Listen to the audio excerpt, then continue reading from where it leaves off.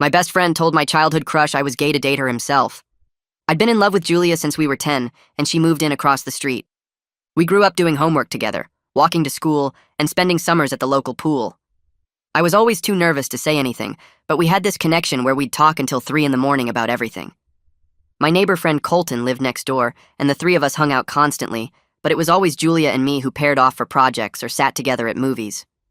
Colton would joke about being the third wheel, but I thought he was cool with it. When high school started, I decided senior year would be when I'd finally tell Julia how I felt. I wanted us both to be mature enough and have college figured out first. Colton knew about my plan because I told him everything like an idiot. He said he'd help me plan the perfect confession for graduation night. Meanwhile, he started hanging around Julia more when I wasn't there. He'd show up at her house right after I left for my part-time job. He'd text her constantly about homework help, even though he was failing most of his classes, and she knew it. Junior year, Colton told Julia he was worried about me. He said I'd been confused about my sexuality and was using her as a cover to seem straight. He showed her fake text messages where I supposedly told him I was gay, but scared to come out because of my religious parents. He even created this whole story about a guy from another school I was secretly dating. Julia believed him because why would Colton lie about something so serious? She started giving me space, thinking she was being supportive of my journey. When I tried to hang out, she'd invite other people so I wouldn't feel pressure to pretend we were romantic. She stopped our late-night talks because Colton told her I felt obligated to maintain appearances. I was confused why she was pulling away, but Colton said she was probably just stressed about college applications. He offered to talk to her for me and find out what was wrong. Instead, he started dating her. He told her he'd been in love with her for years but didn't want to hurt me. He said now that I was gay, he could finally be honest about his feelings. Julia thought she was doing me a favor by dating him, since it would remove any pressure for me to fake attraction to her. She even thanked me once for being such a good friend, and said she hoped I'd find a nice guy who deserved me. I was completely lost about what was happening. Colton would bring Julia to group hangouts and make out with her in front of me, thinking I didn't care because I was supposedly gay. He'd make jokes about how we could be each other's wingmen now. He even asked me for advice about what Julia liked, saying gay guys gave the best relationship tips. The whole school thought I was gay but closeted, which explained why I never dated anyone. Girls stopped seeing me as an option, and guys I barely knew started trying to set me up with their gay friends. My parents kept asking why I never brought girlfriends home, and if there was something I wanted to tell them. Colton had created this entire false reality around me, and I didn't even know it. Everything crashed down senior year when Julia needed to use Colton's laptop for a presentation. His browser history was open, and she saw hundreds of searches about how to convince someone you're gay, how to fake text conversations, and specifically how to make a girl think her crush is homosexual. She also found searches about me that were creepy, like my work schedule, my college choices, and when I'd be away from home. She confronted him, and he tried to say it was research for a psychology project. But then she found the fake text app on his phone with our supposed conversations about my sexuality. She realized everything was fabricated. Julia came to my house crying at midnight. She told me everything Colton had done and asked if I was actually gay. I told her I'd been in love with her since we were 10 and had planned to tell her after graduation. She was horrified at how thoroughly Colton had manipulated both of us. She'd wasted 2 years dating someone she didn't even like because she thought she was helping me. The next day at school, Julia broke up with Colton in the cafeteria during lunch. The cafeteria goes completely silent after Julia's announcement, and every single person is staring at me with confusion written all over their faces. Colton's expression shifts from shock to panic as he realizes his entire scheme just collapsed in front of half the senior class. I'm frozen in place, my brain struggling to process that Julia just publicly confirmed she knows the truth about Colton's lies. My hands are shaking, and I can feel heat spreading across my face as hundreds of eyes bore into me. People at nearby tables lean forward, phones already in their hands, waiting to see what happens next. Colton's face goes from pale to red as he opens his mouth to say something, but Julia cuts him off before he can get a word out. She holds up her phone with screenshots of his browser history clearly visible on the screen. Her voice carries across the silent cafeteria as she tells everyone within earshot that Colton fabricated an entire fake identity for me to manipulate her into dating him. The cafeteria erupts in shocked whispers, and people pulling out their phones to text others about what's happening.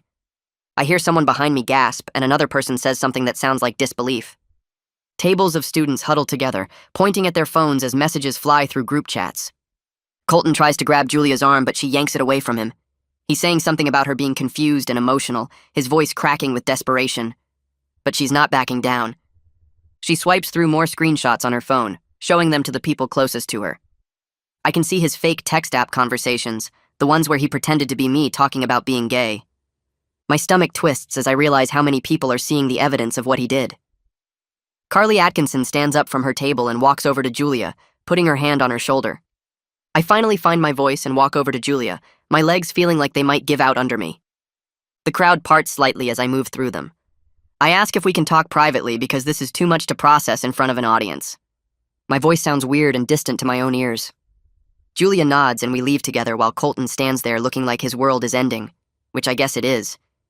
His friends at the table are staring at him with expressions ranging from shock to disgust. As we walk toward the cafeteria exit, Carly follows us out and tells me she always thought something was weird about the whole situation. She says Colton would get defensive whenever she asked Julia questions about their relationship. The hallway feels quieter after the noise of the cafeteria, but I can still hear the buzz of voices through the doors behind us. We end up in an empty classroom on the second floor, the one where nobody has class during lunch period. Julia breaks down crying and apologizing over and over for believing Colton's lies. Tears stream down her face and her shoulders shake. I tell her she has nothing to apologize for because Colton manipulated both of us with fake evidence and elaborate stories. She pulls out her phone again with shaking hands. She reveals she spent all night going through Colton's laptop and phone after finding the browser history, discovering months of searches about me and planning documents. Her voice breaks as she talks. She shows me everything she found on her phone, swiping through screenshots she took as evidence. There's a detailed timeline Colton kept of my schedule, down to what time I left for work and when I got home. Notes about how to keep us apart, including reminders to text Julia during times he knew I'd want to hang out with her. Even practice conversations he wrote out for different scenarios where someone might question his story. The level of calculation is disturbing and makes me realize this wasn't just a stupid mistake, but a deliberate campaign. Each screenshot makes me feel sicker than the last. She says she feels sick thinking about how she thanked me for being supportive while dating the person who was actively destroying my life. Her hands are trembling so badly she almost drops her phone. I take a deep breath and admit that I've been in love with her since we were 10 years old and had planned to tell her after graduation like an idiot. The words tumble out before I can stop them. Julia starts crying harder and says she had feelings for me too back then, but thought I only saw her as a friend. She wipes at her eyes with the back of her hand. We sit there at two desks pushed together, realizing that Colton stole 2 years from us based on calculated lies, and there's no way to get that time back. The fluorescent lights buzz overhead in the silence. Carly comes back to check on us, knocking softly on the classroom door before entering. She says the entire school is talking about what happened in the cafeteria. She shows us her phone where group chats are exploding with people discussing Colton's manipulation and questioning everything they thought they knew. Messages scroll past faster than I can read them. Several people are posting apologies to me for trying to set me up with guys or making assumptions about my sexuality. Brody's name appears multiple times saying he feels terrible. The assistant principal finds us 10 minutes later, slightly out of breath from climbing the stairs. She says we all need to come to the office because the cafeteria incident is causing major disruption. Classes after lunch are starting, but nobody can focus. As we walk through the halls, people are staring and whispering, but now it feels different, like they're seeing me as a victim rather than someone living a lie. Some students step aside to let us pass. Others openly stare with their mouths hanging open. Colton is already in the office when we arrive, sitting in one of the chairs outside the principal's door. He's looking pale and refusing to make eye contact with anyone. His leg bounces nervously and his hands grip the armrests. The principal separates us into different rooms and calls our parents to come in for emergency meetings. I end up in the counselor's office with its motivational posters and tissue boxes. My mom arrives first, still wearing her work badge. She's completely confused about what's happening since she thought I was gay, based on how I'd been acting distant about dating. When I explain Colton's entire scheme, showing her the screenshots Julia forwarded to my phone, she looks horrified. Her face goes through about 5 different expressions in 10 seconds. She immediately asks why I didn't tell her people were making assumptions about my sexuality. I explain that I didn't even know people thought I was gay until recently because Colton had been managing information and keeping me isolated from certain conversations. He'd intercept questions from friends, answer for me in group settings, and make sure I never heard what people were really saying. My mom gets angry on my behalf and demands to speak with Colton's parents when they arrive. Her voice rises and the counselor has to ask her to calm down. The principal says this situation involves potential harassment and defamation that the school takes seriously. She's already called the district office to report the incident. Julia's parents arrived at the office 15 minutes later, and I could hear her dad's voice through the wall before I even saw him. He pushed through the door with her mom right behind him, both of them looking worried and confused. The principal brought them into the room where Julia was sitting, and I heard her mom gasp when Julia started explaining what Colton had done. Her dad's face went red and he stood up so fast his chair scraped against the floor. He asked where Colton was and said he wanted to talk to him right now. The principal had to physically step between him and the door while explaining that wouldn't be appropriate. Julia's mom pulled Julia into a hug and started crying, asking why she didn't tell them something was wrong during those 2 years. Julia tried to explain that she didn't know anything was wrong because she thought she was helping me by dating Colton. Her dad turned to the principal and demanded to know what the school was going to do about this situation.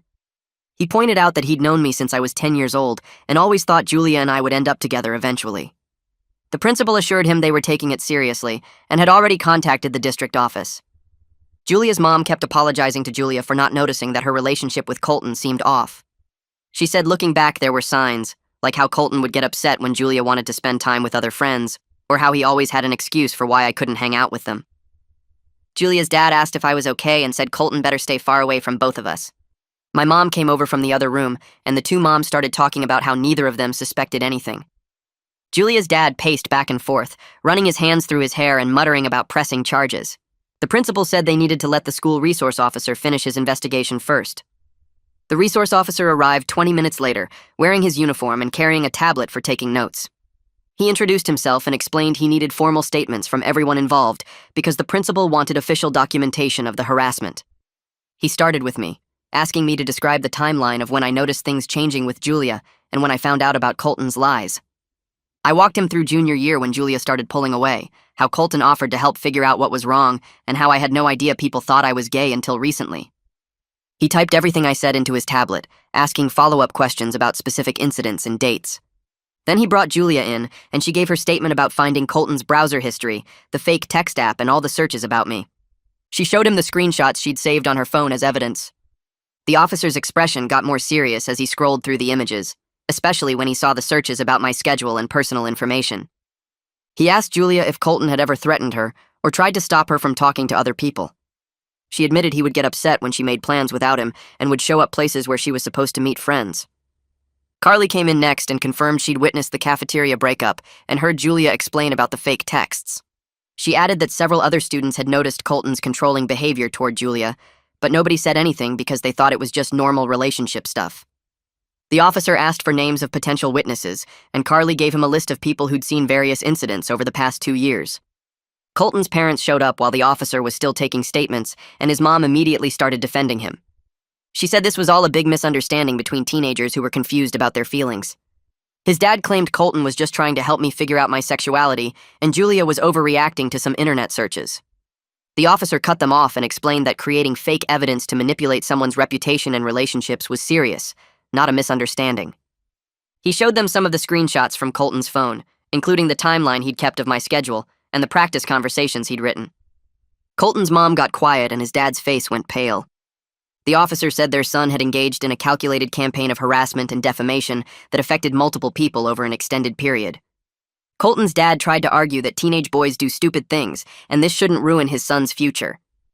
The resource officer pointed out that Colton's actions had already affected my future by damaging my reputation and isolating me from normal social relationships. He said the school would determine appropriate consequences, and the family might want to consider getting Colton a lawyer if this went beyond school discipline. Colton's mom started crying and asking if they could just apologize and move past this.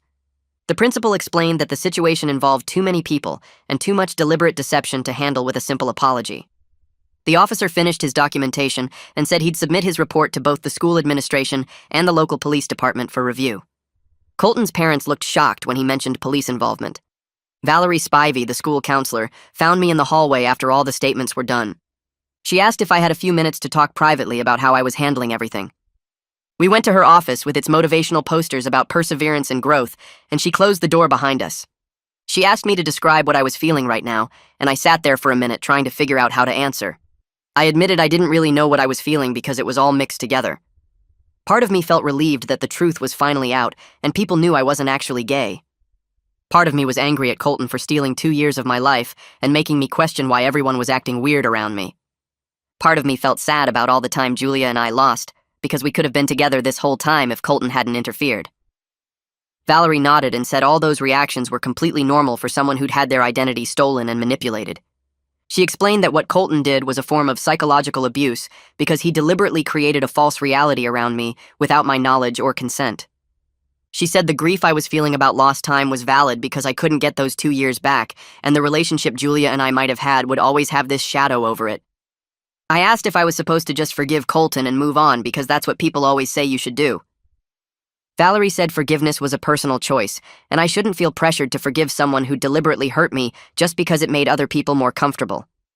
She suggested I start coming to regular counseling sessions to process everything that happened and figure out how to move forward. I agreed because I had no idea how to handle any of this on my own. By the time school ended, the story had spread to literally everyone. I walked to my locker and could feel people staring at me from every direction. Some looked sympathetic, some looked shocked, and some were clearly gossiping about what happened. My phone started buzzing constantly with texts and social media notifications. People I barely talked to were messaging me to apologize for assuming I was gay or to say they couldn't believe what Colton did. Some girls I'd tried to talk to sophomore year sent messages saying they felt bad for writing me off as an option. Guys who'd tried to set me up with their gay friends were apologizing for contributing to the false story. Brody sent me a really long text saying he felt terrible about trying to set me up with his cousin last month and that he should have questioned why I never seemed interested in any of the guys he suggested. He said looking back it was obvious I wasn't gay, but Colton's story was so detailed that everyone just believed it. My work friend texted asking if I was okay and if the rumors about Colton manipulating everyone were true. Even some parents in the neighborhood were texting my mom asking what happened because their kids came home talking about it. I had over 100 notifications by the time I got to my car, and they kept coming. Some people were sharing the story on social media with comments about how messed up the whole situation was. A few people were defending Colton and saying maybe he really thought he was helping, but they got shut down pretty fast by everyone else. The school's group chat was completely blowing up with people discussing every detail and sharing their own observations about things that seemed weird in hindsight. That evening, Julia showed up at my house and knocked on the front door. My mom let her in, and she asked if we could sit on the porch like we used to do before everything got complicated. We went outside and sat on the steps where we'd spent so many summer nights talking about random stuff. She was quiet for a minute, picking at the hem of her shirt, and then she asked if there was any chance for us after everything that happened. She wanted to know if Colton had destroyed that possibility completely, or if we could try to figure things out. I looked at her and tried to be completely honest. I told her I still had feelings for her because those hadn't changed even during the 2 years when she was with Colton. But I also admitted I was scared because I didn't know how to trust that this was real after spending so long living in Colton's fake reality. I said I kept wondering if she only thought she had feelings for me now because she felt guilty about believing his lies. Julia started crying and said her feelings were real and had been there all along, even when she was trying to convince herself she was happy with Colton. She explained that she'd always felt something different with me compared to how she felt with him, but she thought that was just because we'd been friends longer. She said now she realized that different feeling was actually romantic attraction that she'd been suppressing because she thought I was gay. I reached over and held her hand, and we sat there for a while, not saying anything. Finally, I told her I wanted to try, but I needed to take things slowly because my head was still messed up from everything. We decided to start by rebuilding our friendship before trying to figure out if romance could work. Julia suggested we go back to doing the things we used to do together before Colton's manipulation, like homework sessions at the library and walking to the school in the mornings. She said maybe if we remembered who we were before all the lies, we could figure out who we wanted to be going forward. I agreed because that made sense and felt less overwhelming than trying to jump straight into dating. We made plans to walk to the school together the next day like we used to do in elementary school. She squeezed my hand before leaving and said she was sorry for everything, even though I kept telling her it wasn't her fault. After she left, I sat on the porch for another hour trying to process everything. It felt both familiar and strange to have her back in my life this way. Familiar because we'd always been close and comfortable together. Strange because now there was this weight of knowing what could have been if Colton hadn't interfered. I kept thinking about all the moments over the past 2 years when I'd wanted to talk to her or hang out, but she'd been distant or busy with Colton. All that time was just gone and we couldn't get it back, but at least now we had a chance to move forward without lies between us. The next day at the school, word spread fast that Colton had been called to the principal's office for a formal disciplinary hearing. People were whispering about it in the hallways between classes, and someone said they saw him walking toward the administrative building looking pale and nervous. By lunch, everyone knew he was suspended pending a full investigation into harassment and creating a hostile environment. The announcement didn't name him specifically, but everyone knew who it was about. Some of his friends who'd been defending him yesterday were suddenly distancing themselves, not wanting to be associated with what he'd done. I saw a group of guys who used to hang out with him at lunch deliberately sit at a different table. A few people came up to me throughout the day to say they were glad the school was taking it seriously. One girl said she'd been friends with Colton since middle school, but couldn't believe he'd do something so calculated and cruel. She said she felt stupid for not noticing what he was doing. I told her nobody noticed because Colton was good at hiding his real intentions, which was the whole problem. By the end of the day, Colton's social circle had basically collapsed. People who'd considered him a good friend was now questioning everything they thought they knew about him. Annika Herrera, a junior I'd maybe spoken to twice in my entire life, approached me at lunch with a nervous expression. She asked if she could talk to me privately about something important. We moved to an empty corner of the cafeteria, and she explained that Colton had done something similar to her last year. She said he'd spread rumors that she was obsessed with him and wouldn't leave him alone, which made his friend stop talking to her. She'd liked the friend and they'd been getting close, but after Colton started the rumors, the friend completely cut her off.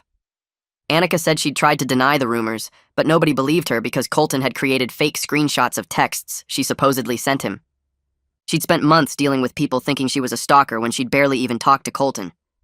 She said when she heard what happened with me and Julia, she realized Colton had a pattern of manipulating situations to get what he wanted. She asked if I thought the principal would take her seriously if she came forward now. I told her absolutely yes, and that the resource officer was collecting statements from anyone who'd experienced similar things. Annika looked relieved and said she'd been carrying this around for a year, thinking nobody would believe her. We walked to the principal's office together, and she gave her statement about what Colton had done. The principal's expression got darker as Annika talked, especially when she mentioned the fake screenshots. After Annika left, the principal told me she was grateful people were coming forward because it showed this wasn't an isolated incident, but a pattern of behavior. She said it would strengthen the case for serious disciplinary action. Brandon from my part-time job texted me during my break, asking if I was okay and saying he'd heard about what happened at the school. He said he'd never believed the rumors about me being gay because they didn't match up with how I actually acted. He explained that he'd worked with enough people to recognize when someone was being genuine versus when they were hiding something, and I'd never seemed like I was hiding my sexuality. He said he just figured I was shy about dating or focused on other things. His message made me feel better because it meant at least one person had seen through Colton's lies without needing proof. We started texting more after that, and he invited me to hang out after our shift ended on Friday. He said his friend group was having a game night, and I should come if I wanted a break from all the school drama. I agreed because the idea of being around people who didn't know every detail of what happened sounded amazing. That Friday, we went to his friend's apartment and played video games for hours. Nobody asked me about Colton or Julia or any of it. They just treated me like a normal person who was there to have fun. Brandon introduced me as his coworker and friend, and everyone was cool about it.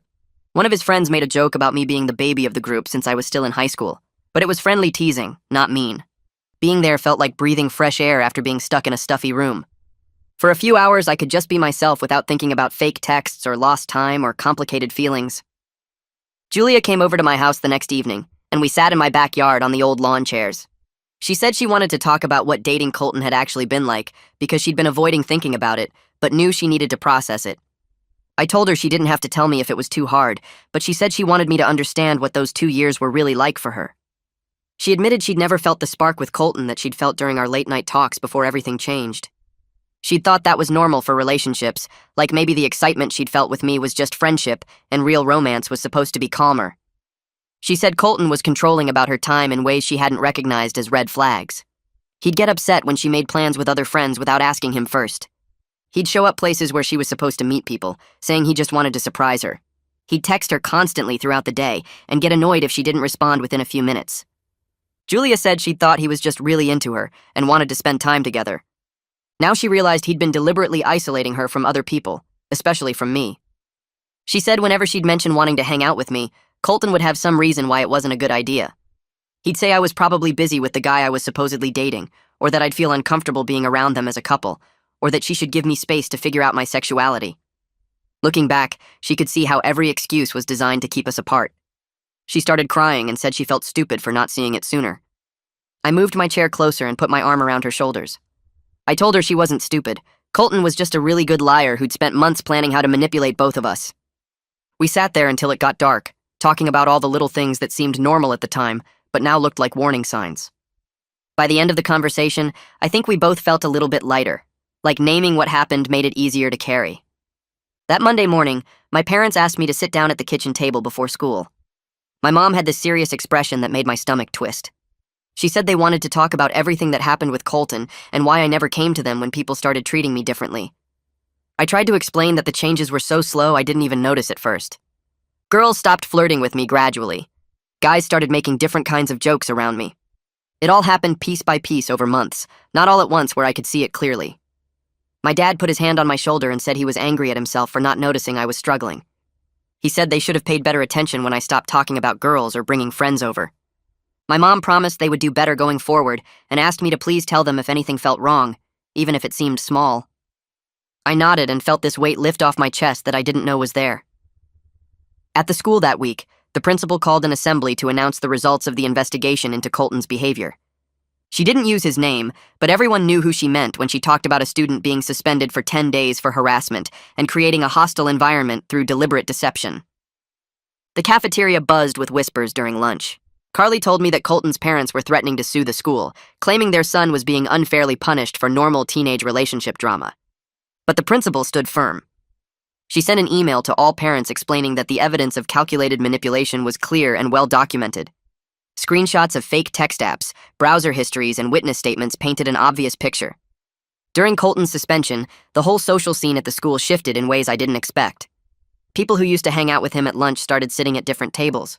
I heard them in the hallways talking about how they always thought something was weird about how he acted around me. Some admitted they noticed he would change the subject whenever I was mentioned, or make excuses for why I couldn't join certain hangouts. I realized how many people saw pieces of what was happening, but chose not to get involved because it wasn't their business. It made me angry and sad at the same time, thinking how different things might have been if even one person had spoken up. Julia started texting me multiple times a day to apologize for the 2 years she spent with Colton while I dealt with false rumors alone. I kept telling her she was manipulated too and wasn't responsible for believing elaborate lies backed by fake evidence. She said she felt stupid for not seeing through it sooner, for not questioning why Colton always had reasons to keep us apart. During one of my counseling sessions, Valerie suggested Julia might benefit from talking to someone too, because she was also a victim of Colton's manipulation. I mentioned it to Julia later, and she agreed to set up appointments. She said maybe it would help her stop feeling guilty about something that wasn't her fault. The following Saturday, Carly organized a small group hangout at her house with me, Julia, and a few other friends to help us reconnect without all the school drama hanging over us. It was awkward at first because everyone was being super careful about what they said, like they were worried about triggering some emotional breakdown. But after an hour of playing video games and eating pizza, we all relaxed into our normal rhythms. Julia laughed at one of my stupid jokes about the game we were playing, and I felt this warm feeling spread through my chest. I remembered exactly why I fell for her in the first place, that specific sound of her laugh and the way her eyes crinkled at the corners. 10 days later, Colton returned to the school and tried to act like nothing happened. He walked into first period with his usual confident stride and sat in his normal seat. But people weren't having it. Between classes, several students confronted him in the hallway. I watched from my locker as they called him out for his manipulation, their voices getting louder as more people stopped to listen.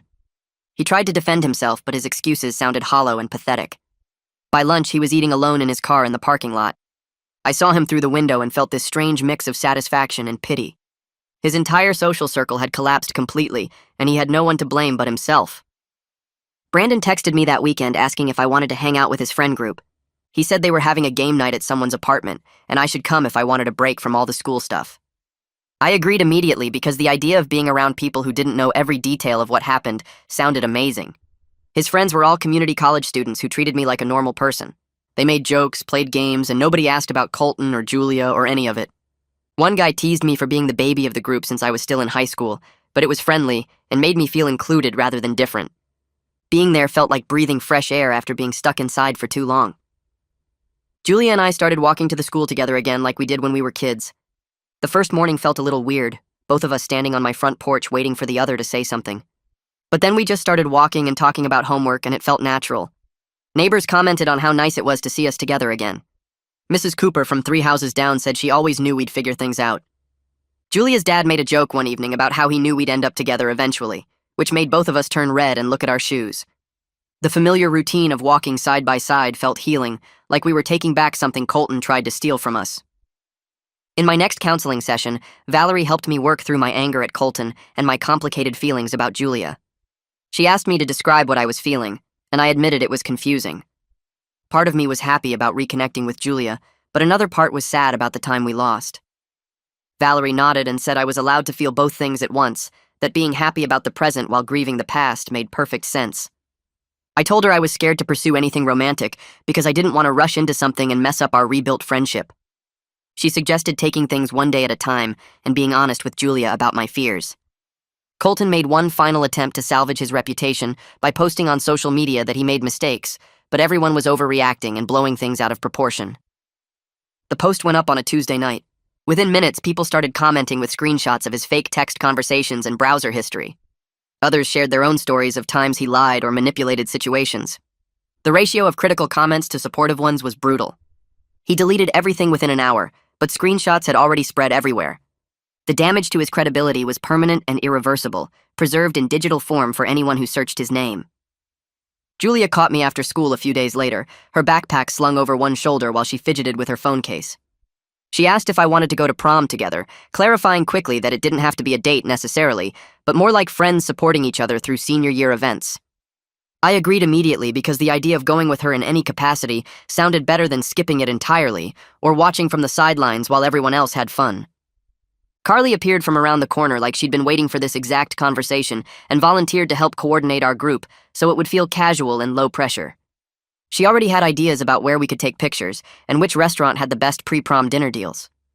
That weekend, my mom invited Julia's mom over for coffee on our back patio.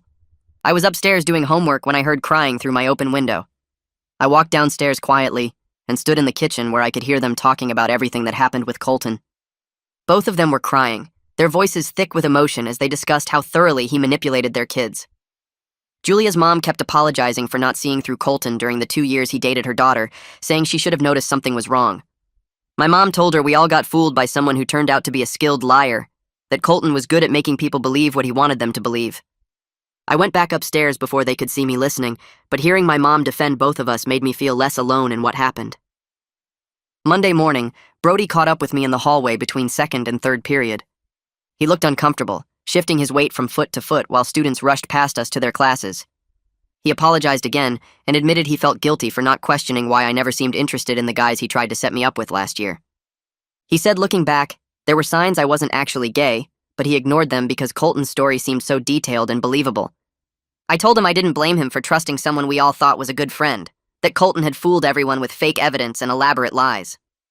Brody seemed relieved to hear me say that, his shoulders relaxing as he nodded and said he was glad we could still be cool with each other. The principal called an assembly that Wednesday for all seniors. We filed into the auditorium and sat in our assigned sections while teachers stood along the walls to keep order. The principal talked about the school's commitment to creating a safe environment for everyone, then announced new policies about harassment and bullying that specifically addressed spreading false information about someone's identity or personal life. She mentioned that recent events showed how damaging deliberate deception can be, her voice firm as she explained the consequences for students who violated these policies going forward. Everyone in the auditorium knew she was talking about what Colton did, though she didn't name him directly. I felt people glancing at me and Julia, but this time it didn't feel like judgment, more like acknowledgement that something serious had happened, and the school was actually doing something about it. Friday night, Julia invited me over for a movie night at her house like we used to do before everything got complicated. Her parents were out at dinner with friends, leaving us alone in the living room with popcorn and her Netflix queue pulled up on the TV. We picked some action movie neither of us really cared about and settled onto opposite ends of the couch. Halfway through the film, during a quiet scene, Julia reached over and held my hand. My pulse sped up immediately, and I realized that despite everything that happened, my feelings for her never actually went away. We didn't talk about the hand-holding afterward, just kept watching the movie with our fingers intertwined, but something shifted between us in that moment. The air felt different, charged with possibility instead of weighted down by Colton's lies. News spread through school the following week that Colton's parents were pulling him out 2 weeks before graduation. They enrolled him in an online program to finish his credits from home. Word got around that his family was moving to another town over the summer to give him a fresh start somewhere people didn't know what he did. Part of me felt relieved I wouldn't have to see him at graduation or worry about running into him at senior events. Another part felt like he was escaping consequences by running away instead of facing what he caused. I mentioned this to Julia during lunch and she said at least we wouldn't have to deal with his presence making everything awkward, that maybe him leaving was the best outcome even if it felt like he got off easy. Brandon texted me that Saturday asking if I wanted to come to his apartment for game night with his usual group.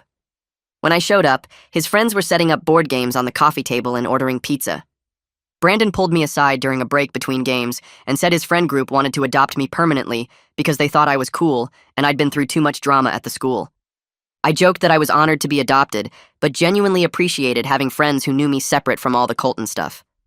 They invited me to their weekly game nights, and it became a regular thing, giving me a space where I could just be myself without constantly thinking about what happened.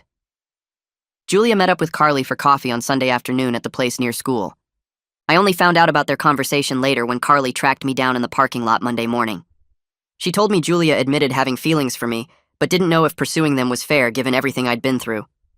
Carly said she told Julia she was being ridiculous, that I was obviously still into her based on how I looked at her during lunch and between classes.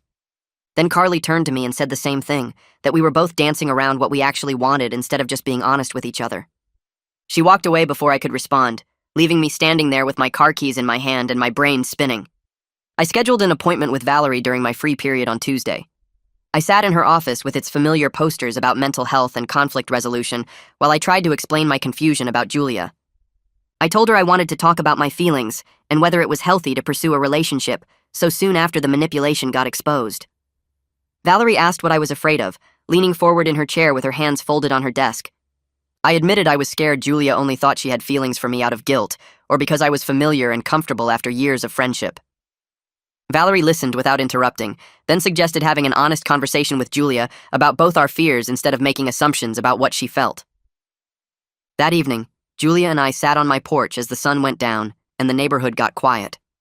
She told me her feelings were real and not based on guilt, her voice steady and certain in a way that made me believe her.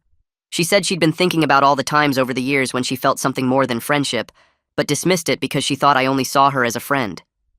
I confessed I was scared of getting hurt again or losing her friendship if romance didn't work out, that I couldn't handle losing her twice. Julia reached for my hand and said she was scared too, but maybe being scared together was better than avoiding what we both wanted.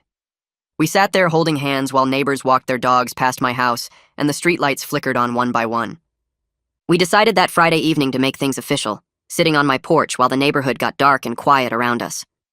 Julia said we should promise to tell each other if we get scared or confused instead of letting problems build up like what happened with Colton's lies. I agreed and said I wanted to do this right, no more assumptions or leaving things unsaid. She smiled and reached for my hand again, and we sat there for another hour just talking about what dating would actually look like for us. The next day, Julia texted me asking if I wanted to get dinner at Murphy's Diner, the place we'd been going to since middle school for milkshakes and fries.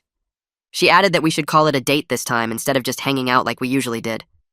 I showed up at 6 and she was already in our usual booth by the window, wearing a blue sweater I'd never seen before. The whole meal felt different even though we ordered the same things we always got and talked about the same random topics. When I walked her home afterward, she stopped on my doorstep and kissed me goodnight, and my brain went completely blank for a few seconds. I floated back into my house and my mom asked why I was smiling like an idiot, so I told her Julia and I were dating now. She hugged me and said she was happy for us, then made a joke about how she'd been waiting for this since we were kids. By Monday morning at the school, everyone somehow knew Julia and I were together. Carly must have told people because she kept grinning at me in the hallway between classes. Random classmates came up to congratulate us or say they always thought we'd end up dating eventually. Even Mr. Peterson, my history teacher, made a comment after class about how he'd noticed chemistry between us during group projects over the years. Julia met me at my locker before lunch and said at least 5 different people had told her we made a cute couple. The attention was weird but mostly positive, and it felt good to have people acknowledge what we had instead of believing Colton's fake story about my sexuality. During lunch, our friend group made space for us to sit together, and nobody made it awkward or asked invasive questions. Brody stopped by our table to apologize again for trying to set me up with guys, and I told him for the 3rd time that I didn't blame him. Julia squeezed my hand under the table, and I realized I was actually happy at the school for the first time in months. Annika found me in the parking lot after school on Wednesday. She looked nervous but determined, clutching her backpack straps while she told me she wanted to thank me for exposing Colton's manipulation. She said watching me stand up to the false narrative about my sexuality gave her courage to report what Colton did to her last year. I remembered her mentioning something about rumors during the cafeteria aftermath, but I didn't know the full story until now. Annika explained that Colton had spread lies that she was obsessed with him to prevent her from dating his friend, similar to what he'd done to me but with different details. She'd reported it to the principal back then, but without proof and with Colton denying everything, the school couldn't do much. Now with the context of my situation and the evidence Julia found on his laptop, the principal was reopening her case and actually investigating properly. Annika's eyes got watery when she said someone finally believed her and took her seriously.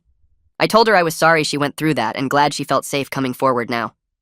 She hugged me quickly before leaving, and I stood there realizing Colton had hurt more people than just me and Julia. Prom was 3 weeks later on a Saturday night in the school gymnasium, decorated with silver streamers and twinkle lights. Julia wore a dark green dress that made her eyes look amazing, and I kept staring at her while we waited in line for pictures with our friend group. Carly and her date, some guy from her math class, posed with us for photos that would probably end up in the yearbook. The lead up to prom had been complicated with all the Colton drama still fresh, but being there with Julia made me glad we decided to go. We danced with our friends during the fast songs, and when a slow song came on, Julia pulled me close and wrapped her arms around my neck. She looked up at me and said she was happy we didn't let Colton's lies destroy what we could have together. I agreed and kissed her right there on the dance floor in front of half our senior class, not caring who saw or what anyone thought. Some people nearby clapped or whistled, and Julia laughed against my lips before pulling me back in for another kiss. The rest of prom was a blur of dancing and laughing and taking too many photos, but that moment on the dance floor stuck with me as proof that we'd made it through everything. My parents threw a graduation party at our house 2 weeks before the actual ceremony, inviting relatives and neighbors, including Julia's family. The backyard was full of folding tables with food and a banner my mom hung up that said, "Congratulations." Julia's parents brought a cake, and her dad spent 20 minutes talking to my dad about lawn care while our moms gossiped inside. Julia and I were standing by the snack table when her dad pulled me aside near the fence. He put his hand on my shoulder and said he was glad I finally told Julia how I felt, even if the circumstances were messy and complicated. He'd known me since I was 10 years old and apparently spent years hoping Julia and I would figure things out. Then he made a joke about how he was starting to think I'd never make a move, and I felt my face get hot with embarrassment. Julia appeared next to us and asked what we were talking about, and her dad just laughed and walked away. She looked at me with raised eyebrows, so I explained that her dad was giving me the approval talk. Julia rolled her eyes, but she was smiling, and we went back to the party where my relatives kept asking about our college plans. Graduation practice happened on a Tuesday afternoon in the auditorium, where they made us line up alphabetically and walk through the ceremony 3 times. I stood in my spot between Anderson and Acosta and noticed Colton's empty seat 2 rows ahead where Barrett would have been. The absence felt strange, and I couldn't stop staring at the gap in the lineup. Part of me was angry about everything he'd done, the 2 years of lies and manipulation that hurt both me and Julia. But another part felt sad that a friendship I'd valued since elementary school turned out to be fake the whole time. I'd trusted Colton with everything, and he used that trust to steal the person I loved. During a break in practice, I mentioned the mixed emotions to Valerie, who was helping coordinate the ceremony. She said it was normal to grieve the friend I thought I had while being angry at the person he actually was, that those feelings could exist at the same time. She also said I didn't have to figure out how to feel right away, that processing betrayal takes time. I nodded and went back to my spot in line, trying to focus on graduation instead of Colton's empty seat. Julia and I spent the day before graduation at the local pool, where we'd spent so many childhood summers. The place was mostly empty on a Thursday afternoon, just us and a few families with little kids. We claimed our old spot near the deep end and spread out towels on the hot concrete. Julia brought up college and how we were going to make long-distance work with her at State University and me at Tech 3 hours apart. I admitted I was nervous about the distance but wanted to try, because losing her again wasn't an option. She said we survived 2 years of Colton's manipulation and lies, so we could definitely handle some distance with honest communication. We talked about visiting each other on weekends and video calling every night, making plans that felt both exciting and scary. Then we spent the rest of the afternoon swimming and lying in the sun, not talking about anything serious. Julia did a cannonball off the diving board like she used to do when we were kids, and I remembered all the summers we'd spent here before everything got complicated. The lifeguard blew his whistle at 6 to close the pool, and we walked home through the neighborhood as the sun went down. Graduation day was hot and bright, with rows of metal chairs set up on the football field for the ceremony. My family sat somewhere in the middle section, while Julia's family was a few rows behind them. We had to line up backstage in our caps and gowns, and the whole senior class was buzzing with energy and emotion. When they started calling names alphabetically, I waited through the A's and B's until they got to my row. My name echoed through the speakers, and I walked across the stage to shake the principal's hand and grab my diploma. My family and Julia's family both cheered really loud, and I could hear my mom's voice above everyone else. Back in my seat, I watched Julia walk across the stage 20 minutes later when they got to the Z's, and our whole section clapped for her. After the ceremony ended and we threw our caps in the air, Julia found me in the crowd of graduates and families. We took pictures together with our diplomas while our parents stood nearby taking even more pictures on their phones. I thought about how different this moment would have been if Colton's lies had never been exposed, if I'd graduated still trapped in his fake narrative. Instead, I was here with Julia, both of us free to be honest about our feelings. The summer after graduation felt like making up for lost time. Julia and I spent almost every day together, going on actual dates instead of just hanging out as friends. We drove to the movies in the next town over, went hiking at the state park, and had picnics by the lake. Sometimes we just sat on my porch or hers talking for hours like we used to do before Colton's manipulation drove us apart. Her parents made jokes about me being at their house so much that I should start paying rent, but they were clearly happy we were together. My mom kept asking when Julia was coming over for dinner, and my dad taught both of us how to grill burgers on the back deck. We had long conversations about our fears and feelings, slowly building trust in what we had. Julia admitted she sometimes worried I'd realize I was better off without her after everything that happened. I told her that was ridiculous and kissed her to prove my point. We were figuring things out together, learning how to be in a relationship built on honesty instead of lies. Brandon texted me in late July saying his friends were throwing a going-away party for me before I left for college. I showed up at his apartment on Saturday night and found his whole friend group there, plus Julia, who Brandon had invited separately. They'd ordered pizza and set up video games, and everyone spent the first hour telling Julia embarrassing stories about me from work. Brandon's roommate said I once dropped an entire tray of drinks during a rush and just stood there staring at the mess. Julia laughed and said that sounded exactly like something I'd do. Later in the evening, people started saying goodbye and telling Julia she better take care of me at college, even though we'd be at different schools. She promised she would and squeezed my hand. Brandon pulled me aside near the door and said he was glad things worked out for me after everything with Colton. He said I deserved to be happy, and Julia seemed like a good person who genuinely cared about me. I thanked him for being a real friend when I needed one, for giving me a space outside all the school drama. He hugged me and told me to stay in touch, then sent us home with leftover pizza. I ran into Brody at the mall 2 weeks before college started while shopping for dorm supplies. He was coming out of the electronics store with a new laptop bag and almost walked right past me before doing a double take. We ended up grabbing food court pizza and sitting at one of those sticky tables near the fountain. Brody told me Colton's family actually did move away like everyone had been saying. Apparently they relocated to some town about 4 hours away where nobody knew about what happened. Colton was going to community college there, according to what Brody heard from mutual friends who still followed him on social media. Brody said some of Colton's old friends from our school still felt guilty about not seeing through his manipulation sooner. They'd been posting vague stuff about recognizing red flags and supporting victims. I told Brody we all got fooled by someone who turned out to be really good at lying. There wasn't any point dwelling on it now since Colton was gone, and I had my own life to focus on. Brody seemed relieved I wasn't angry at everyone who believed the fake story. He asked how things were going with Julia, and I told him we were good, trying to figure out the whole long-distance thing. He said he was happy for us, and that he always thought we'd make a good couple back before all the drama happened. Julia came over to my house 3 days before we both left for college. We sat on my back porch where we'd spent so many nights talking over the years. She brought up the elephant in the room right away, saying we needed to talk seriously about what happens when we're at different schools. I admitted I was scared about long distance because I'd heard so many stories about couples breaking up freshman year. Julia said she wasn't willing to lose me again after we finally got the chance to be together for real. She reminded me we'd already survived 2 years of Colton's manipulation keeping us apart. A few hours of driving between campuses seemed manageable compared to that. We promised each other we'd visit regularly and be honest about any problems instead of letting them build up. Julia said communication was the most important thing, and we couldn't let distance create the kind of space Colton had used to drive us apart before. I agreed, and we spent the rest of the evening planning our first few visits. She'd come to my campus for homecoming in October. I'd go to hers for her birthday in November. We'd both be home for Thanksgiving and winter break. Having actual dates on the calendar made it feel more real and less scary. Move-in day arrived on a hot August morning. My parents loaded up our SUV with boxes and bags while I triple-checked my packing list. Julia showed up at 8 in the morning even though we weren't leaving until 9 because she wanted to help. The 3-hour drive to my college felt both too long and too short. My mom kept giving me advice about laundry and eating vegetables while my dad focused on driving. Julia held my hand in the back seat and took pictures of road signs as we got closer to campus. The dorm parking lot was chaos when we arrived.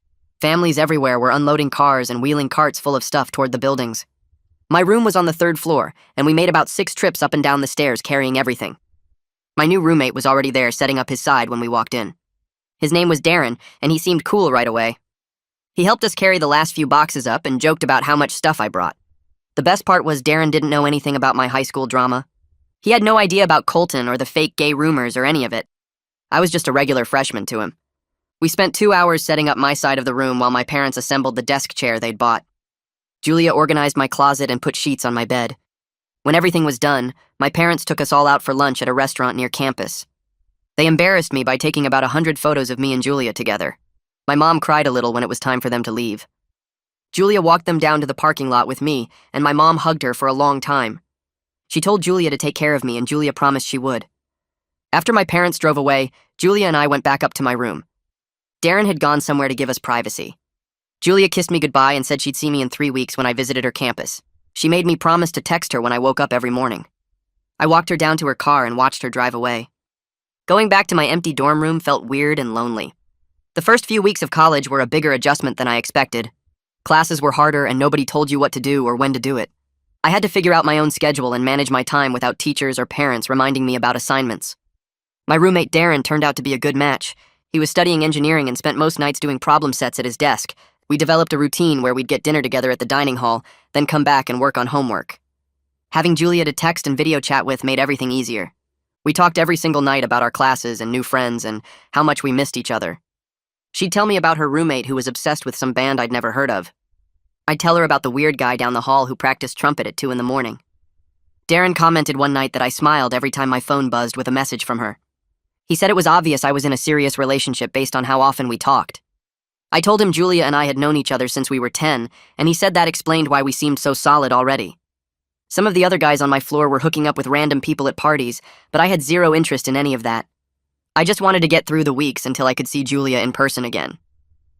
I drove to Julia's campus for the first time on a Friday afternoon in late September. The drive took 3.5 hours because I got lost twice trying to find her dorm. She was waiting outside when I finally pulled up and ran over to my car before I even finished parking. We spent the whole weekend together exploring her college town. She introduced me to her new friends on Saturday at lunch, and they all said they'd heard so much about me. Her roommate seemed nice and made jokes about how Julia talked about me constantly. We walked around campus and Julia showed me her favorite spots. The library where she studied between classes, the coffee shop where she got breakfast sandwiches, the quad where everyone hung out when the weather was nice. On Saturday night, we went to a party at someone's apartment off campus. It was loud and crowded, but I didn't care because Julia was with me. Being with her in person again after a month apart felt right. All my worries about long distance seemed stupid. We could definitely make this work if we put in the effort. Sunday morning came too fast and I had to drive back to my campus for a group project meeting. Julia walked me to my car and kissed me goodbye. She said 3 weeks until she visited me, and I needed to show her all my favorite places. I drove back feeling confident about us. Julia visited my campus in October, and I introduced her to my new friends. They all immediately liked her, which made me happy. Darren said she was cool, and he could see why I talked about her all the time. We went to the homecoming football game together on Saturday. Julia wore my school colors to support me, even though she went to a different college. We sat in the student section, and she cheered louder than anyone when we scored. One of my friends from my floor commented that we seemed really solid for a new relationship. I explained we'd actually known each other since we were 10. He said that made sense because we acted like we'd been together for years. After the game, we all went out for pizza, and Julia fit right in with my friend group. She told embarrassing stories about me from high school that made everyone laugh. I pretended to be annoyed, but I loved watching her get along with my new friends. That night, after everyone else left, Julia and I walked around campus in the dark. She said she was proud of me for building a good life here. I told her the same thing about her campus. We were both making it work. Thanksgiving break came, and Julia and I were both back in our neighborhood. It felt strange being home after months away at college. Everything looked the same, but felt different somehow. We spent time with both our families over the long weekend. Her parents hosted Thanksgiving dinner and invited my family over.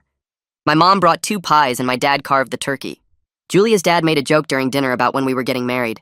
Everyone laughed, but I noticed Julia didn't seem bothered by the idea. She just smiled and squeezed my hand under the table. After dinner, we took a walk around the neighborhood like we used to do growing up. The houses all had their Christmas lights up already. We walked past Colton's old house, which had new people living in it now. Julia said it was weird seeing different cars in the driveway. We talked about how far we'd come since last spring when everything exploded in the cafeteria.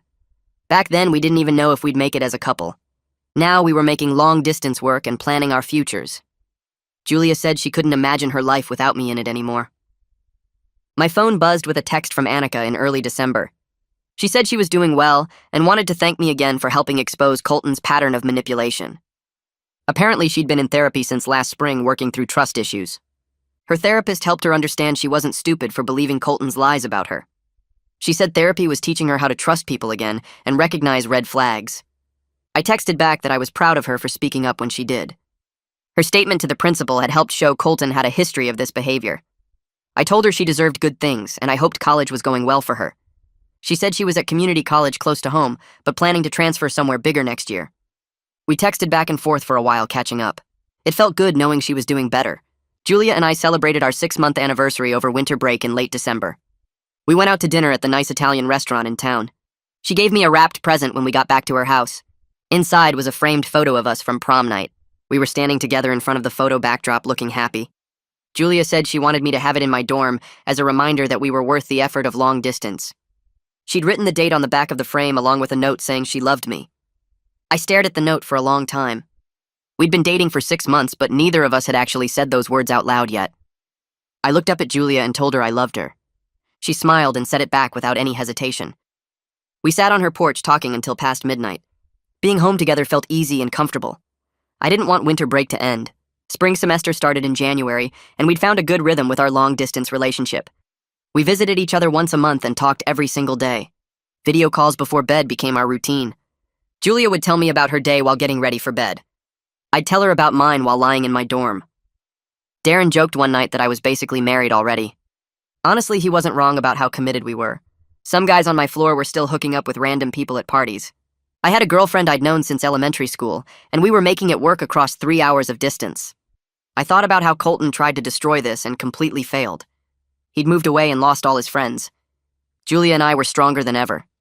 I felt grateful we got our chance to be together for real. Everything Colton did to keep us apart just made us more sure about each other once the truth came out. I had Julia's prom photo on my desk where I could see it every day. Darren asked about it once and I told him the whole story. He said we'd been through more drama than most married couples. I laughed, but he had a point. We'd survived manipulation, lies, and distance. We could survive anything. I scrolled through Instagram one night in March and saw Colton's profile pop up in my suggested follows. He'd changed his profile picture to something generic, and his bio said he was at community college in whatever town his family moved to. The photos showed him with new people at parties and study groups, all of them smiling like they were having a great time. None of them knew what he'd done to me and Julia. Part of me wanted to message them or comment something that would expose his history, but I stopped myself before typing anything. It wasn't my job to follow Colton around warning every new person he met about his past. He'd have to live with what he did, and those people would figure him out eventually if he tried the same manipulative stuff again. I closed Instagram and texted Julia instead, telling her about some funny thing that happened in my biology lab. She was my focus now, not Colton and whatever fake life he was building somewhere else. Julia showed up at my dorm on a Friday afternoon in April without warning. I was sitting at my desk studying when someone knocked, and I opened the door to find her standing there with an overnight bag and a huge smile. She said she missed me too much to wait until our planned visit next week and drove 3 hours just to surprise me. We spent the whole weekend exploring the city near campus, walking through parks and trying restaurants I'd been wanting to check out. She held my hand the entire time and kept saying how much she loved being able to do normal couple things without everyone at the school watching us. On Saturday night, we got pizza and sat on a bench overlooking the river, talking about summer plans. Julia wanted us to take a road trip together, maybe drive down the coast and stay in cheap motels along the way. She said dating me felt easy because we already knew everything about each other, all the embarrassing stories and weird habits and childhood memories. There was no pretending or trying to impress anyone. I kissed her and told her that was exactly why I'd loved her since we were 10 years old. Finals week arrived in May, and Julia and I spent hours on video calls studying together, even though we were taking completely different classes. Between study sessions, we'd talk about how crazy it was that a year ago, we were dealing with the cafeteria breakup and all of Colton's lies coming out. We'd gone from childhood friends who got manipulated into thinking we couldn't be together, to a couple making long-distance work across 3 hours of highway. Julia said she was actually grateful everything came out when it did, even though the timing was painful and public. If Colton's lies had continued any longer, we might have lost even more time or drifted apart completely when we went to different colleges. At least this way we knew the truth and could build something real. She said the manipulation made us stronger as a couple, because we'd already survived the worst thing that could happen to a relationship before it even started. I agreed and told her I couldn't imagine my life without her in it anymore. Summer arrived and we both came home to work part-time jobs and spend every possible moment together. Julia got her old job back at the ice cream shop, and I worked at the hardware store like I did in high school. We'd meet up after our shifts and drive around town or hang out at each other's houses like we used to do as kids. My parents joked that I was never home anymore because I was always across the street at Julia's place. Her dad said he was glad we finally figured out what everyone else had known since we were 10. The summer felt perfect and simple, just us being together without the stress of distance or school drama or people talking about what happened last year. I thought about how I'd planned to tell Julia my feelings after graduation, this big romantic confession I'd been building up to for years. It didn't happen the way I imagined at all. Life got messy and complicated, and someone I trusted tried to destroy everything. But we still ended up together anyway, building something real based on honesty and actual feelings instead of manipulation and lies. We were happy, and that's what mattered most.